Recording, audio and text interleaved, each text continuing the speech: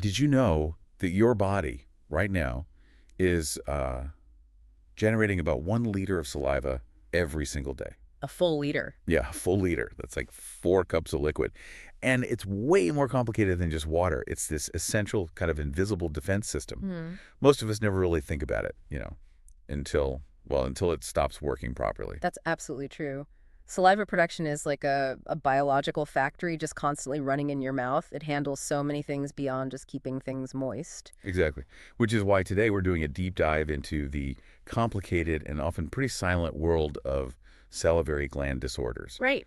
We've looked at some specialized source material that helps us hopefully quickly tell the difference between, say, minor discomfort and maybe a major warning sign. Yeah, the goal is to really appreciate the role these glands play. For sure. And for you, the listener, the mission is to walk away knowing the key diagnostic questions you might need to ask. And the sources offer some real diagnostic gold. Like we're going to cover why just one symptom, pain or swelling specifically during a meal, is such a clear signal from the body. Like a mechanical alarm? Exactly. It tells us straight away if the factory is clogged, obstructed, or if it's maybe just infected. It's a crucial distinction. Okay, let's unpack this then. We should start with just how big this system is. The anatomy, the output, Right. this invisible defender. Well, most people know about the three major pairs of glands, the parotid, submandibular, and sublingual. Right, those are the big guys. They are. But what's really amazing, the thing that kind of surprised me too when digging into this, is the huge network of minor glands. You're talking about the 600 to 1,000 tiny ones. Exactly. Spread all throughout the mouth and the back of the throat, the oropharynx. It's incredible coverage. Wow. And that 1 liter of saliva you mentioned earlier, the unstimulated flow, Hmm. is that produced evenly? No, not at all. Actually, the submandibular gland, that's the one under your jaw. It does the vast majority of the work. We're talking about 69% of the total daily output. Wait, 69%? Almost 3/4 just from that one pair? Yep. It's the real workhorse that, frankly, nobody really talks about. So it's clearly not just about keeping the mouth wet then. Oh, absolutely not. The job is much more complex. The research breaks it down into 4 really key functions, things that connect your mouth directly to your overall health. Okay, what are those 4 roles?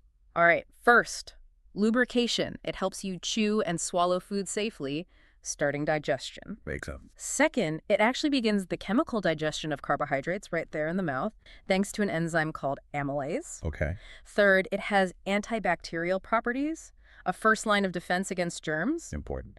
And fourth, something people often forget, it helps neutralize stomach acid if you get reflux. It protects the esophagus. Huh. That's fascinating. So many roles, linking oral health right into digestion and defense. It's the first step in processing food and protection. Precisely. And that connection, that interconnectedness, brings us straight to the clinical clues.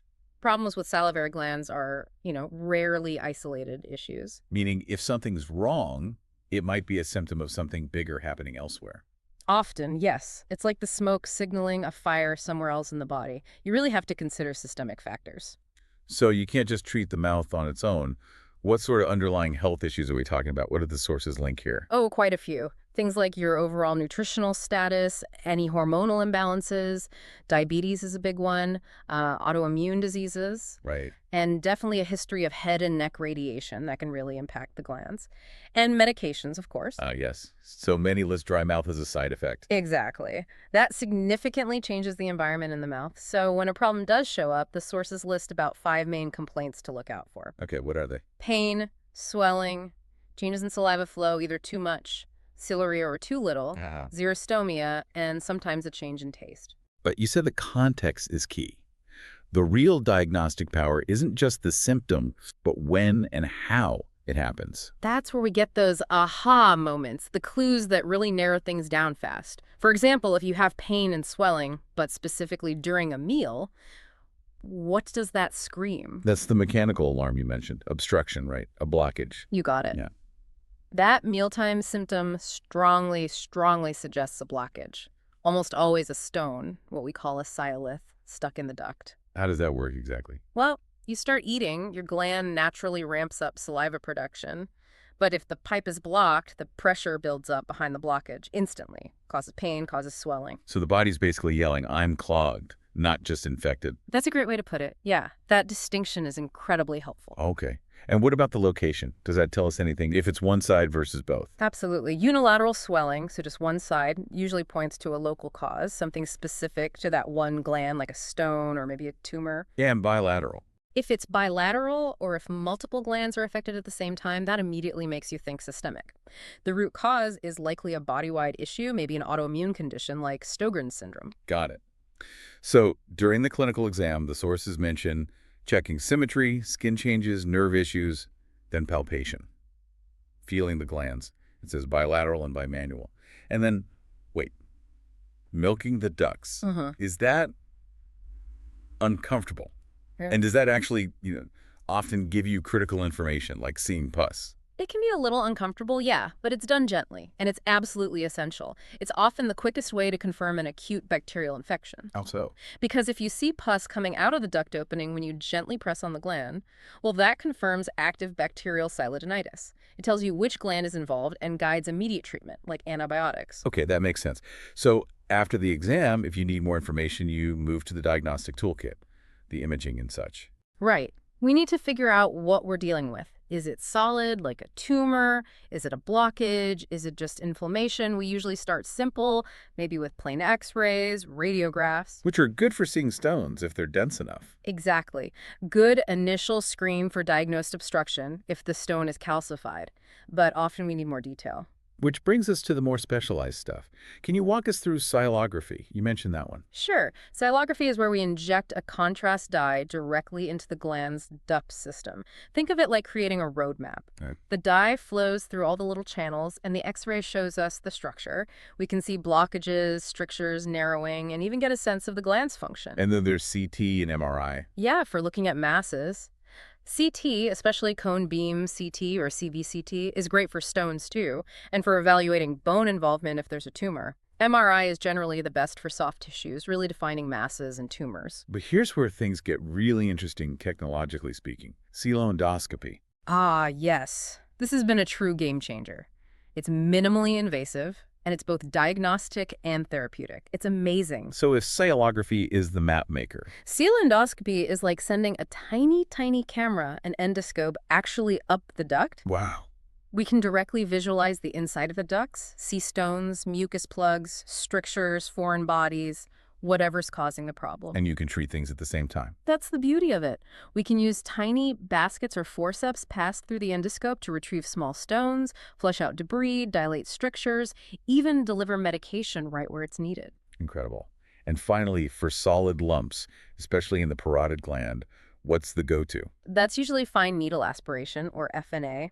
We use a very thin needle to take a small sample of cells from the mass. And that tells you if it's benign or malignant. Primarily, yes. It's crucial for diagnosing tumors and guiding the next steps, which often involve surgery if it is a tumor. Okay, so with those tools laid out, let's pivot to the specific disorders. Yeah. Maybe use a few key conditions as examples to tie it all together. Sounds good. Now that we know sort of how things go wrong, blockages, leaks, infections, growths, let's look at what goes wrong. Maybe start with the obstructive problems, since we hit that mealtime symptom pretty hard.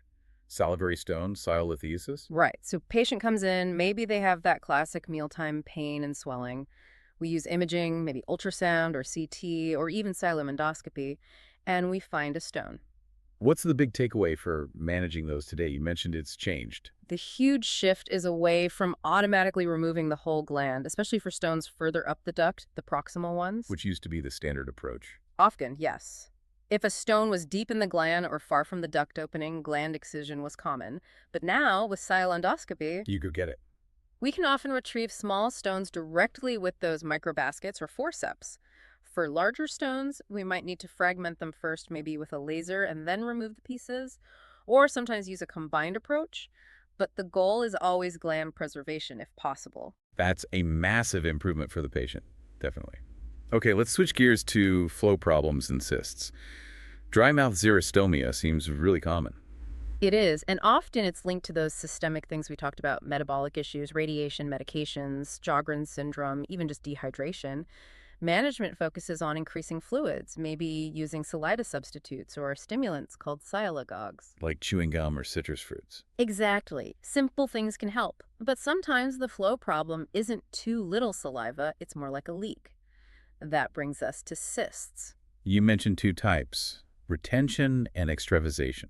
Yeah, a quick way to think about it. A retention cyst is like a blocked drain. Saliva backs up behind an obstruction in the duct. An extravasation cyst is more like a burst pipe. Saliva leaks out of the duct or gland into the surrounding tissues. And the classic example of that burst pipe is the ranula. Precisely. A ranula is specifically an extravasation cyst from the sublingual gland, the one under the tongue. What makes it stand out? It usually looks like a bluish, soft swelling on the floor of the mouth. Sometimes it can actually dive down through the muscles into the neck. Oh. That's called a plunging ranula because they tend to come back if you just drain them. The usual treatment is actually removing the sublingual gland itself. Okay. Let's talk infections and tumors now. Yeah. These seem like they carry the most serious warning signs. You've got viral infections like mumps. Right, usually in kids, highly infectious. Causes painful swelling, typically in front of the ear, the parotid gland, but the skin usually isn't red. Treatment is just supportive care symptoms. But then there's acute bacterial silodenitis. That sounds more serious. It is. This is a bacterial infection. It causes pain. The whole gland swells up, often feels firm, and crucially, you often see that pus discharge from the duct opening we discussed. The key sign. Yes.